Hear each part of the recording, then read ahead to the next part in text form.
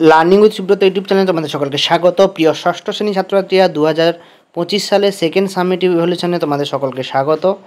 তো দেখো, আজকে আমরা ইতিহাসের 1 নম্বর স্কুলটা করব, দ্বিতীয় পর্যায়ক্রমিক মূল্যায়নে অর্থাৎ সেকেন্ড ইউনিট টেস্টের আমরা প্রথম স্কুলটা করতে চলেছি ইতিহাসের।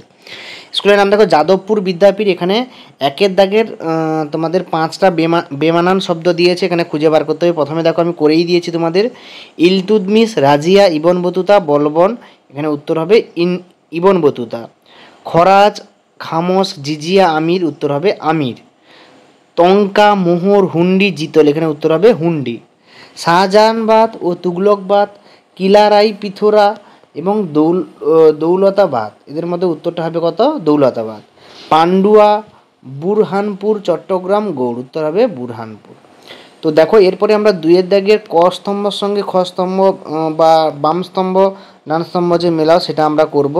তো কি কি দিয়েছে দেখো, প্রথমে তোমাদের 1-এর দাগে খলজি বিপ্লব। খলজি বিপ্লব কি হয় না, ইলবারি তুর্কি অভিজাতদের ক্ষমতার অবসান করে খলজি বিপ্লব। তারপর হচ্ছে রুমি কৌশল। রুমি কৌশল কে এটাকে করে? বাবর রুমি কৌশল ব্যবহার করে।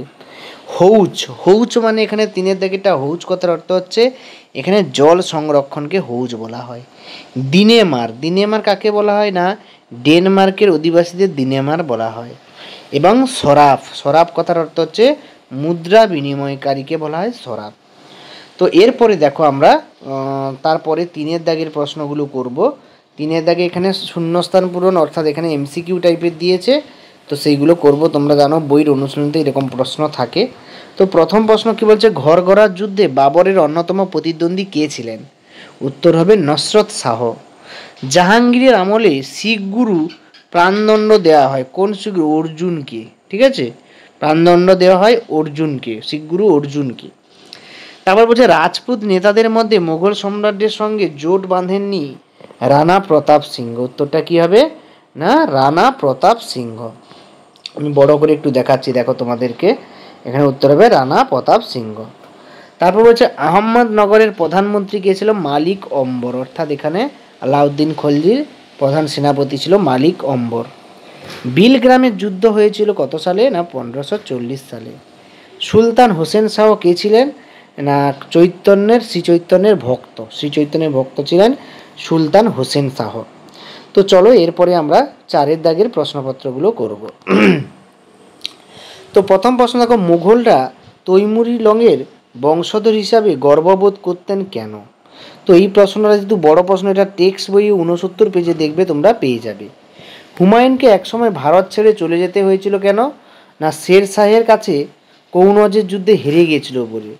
শের শাহের কাছে হুমায়ুন হেরে গিয়েছিল বলে তাকে ভারত ছাড়া হতে হয়েছিল।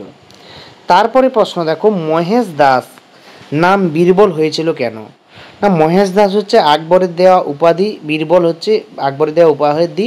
মনে রাখবে, এই মহেশ দাস কিন্তু আকবরের সভায় একটা মিথ্যা, যারা দারোয়ান হয় সে মানে খারাপভাবে কর নিত, তার থেকে রেহাই পাওয়ার জন্য তিনি মুঘল দরবারে সত্যি কথা বলে তাকে ফাঁসিয়ে দিয়েছিল। যে কতটা খারাপ লোক, যে অন্যের প্রাপ্য সম্পত্তি তার থেকে ভাগ বসায়। 4-এর দাগের আমরা করব, বলেছে ঔরঙ্গজেবের আমলে বাংলা সামুদ্রিক বাণিজ্যের উন্নতির একটি কারণ প্রাকৃতিক সৌন্দর্যের প্রাচুর্যের জন্য এটা হয়। তারপর বলছে যাবতী বলতে কি বোঝো? এটা পাবে সহায়িকাতে 117, অর্থাৎ রায়মার্টিন সহায়িকা, যে নতুন বছরে রায়মার্টিন সহায়িকা তোমাদের কাছে আছে, তো তার 117 নম্বর পেজে পেয়ে যাবে। আমি বড় প্রশ্নগুলো তোমাদেরকে দিচ্ছি, দাগ নাম্বার সহায়িকা পেজ নাম্বার সেখান থেকে দেখে নাও।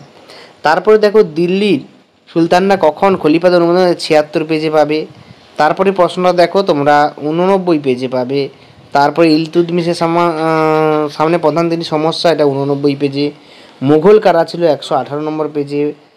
পাট্টা ও কাবুলিয়ত কি 120 পেজে। বাণিজ্যিক চাষ বলতে কী বোঝো? এটাও পাবে 146 পেজে। হুন্ডি কি? এটা টেক্সট বইয়ে 109 পেজে পাবে। তারপরে দেখো আলাউদ্দিন খলজি কিভাবে মুঘলদের আক্রমণ মোকাবিলা করেছিলেন, 91 পেজে তোমরা পেয়ে যাবে, এখানে দেখতে পাচ্ছ 91 পেজে। তারপরে তোমাদের দিয়েছে দেখো যে মোগলরা কেন নিজেদেরকে বাদশাহ বলতো, এটা 118 পেজে পাবে। কেন সুলতানদের সময়কার পুরনো দিল্লি আস্তে আস্তে চলে, এটা 143 পেজে। ইকতা ব্যবস্থা কি? এটা পেবে সহায়িকাতে 84 পেজে তোমরা পেয়ে যাবে প্রত্যেকে। 84 পেজ দেখবে, পেয়ে যাবে। সুলহি কুল একটা 123 পেজে পাবে। তারপরে লং কোশ্চেনগুলো দেখো, আলাউদ্দিন খলজির বাজার দর নিয়ন্ত্রণ নীতি, এটা 79 পেজ, এবং ঔরঙ্গজেব দাক্ষিণাত্য সমস্যা, এটা পাবে তোমরা 131 নম্বর পেজে, এবং শের শাহের শাসন ব্যবস্থার আলোচনা, এটা আছে 110 পেজে তোমরা পেয়ে যাবে, এবং মধ্যযুগে ভারতে দেশের ভিতরে বাণিজ্যের ধরনগুলি, এটা 139 পেজে, এবং শাহজাহানবাদের নাগরিক চরিত্র একটা 138 পেজে পেয়ে যাবে। তো এইরকম তোমাদের পরের ক্লাসে আমরা 2 নম্বর স্কুলটা নিয়ে আলোচনা করব। আজকে এই পর্যন্ত। তো তোমরা যারা চ্যানেল নতুন অবশ্যই সাবস্ক্রাইব করবে, লাইক করবে, শেয়ার করবে, কোনো সমস্যা থাকলে কমেন্টে লিখবে। সকলকে ধন্যবাদ, দেখা যাচ্ছে পরের ভিডিওতে 2 নম্বর স্কুলটা নিয়ে আলোচনা করব।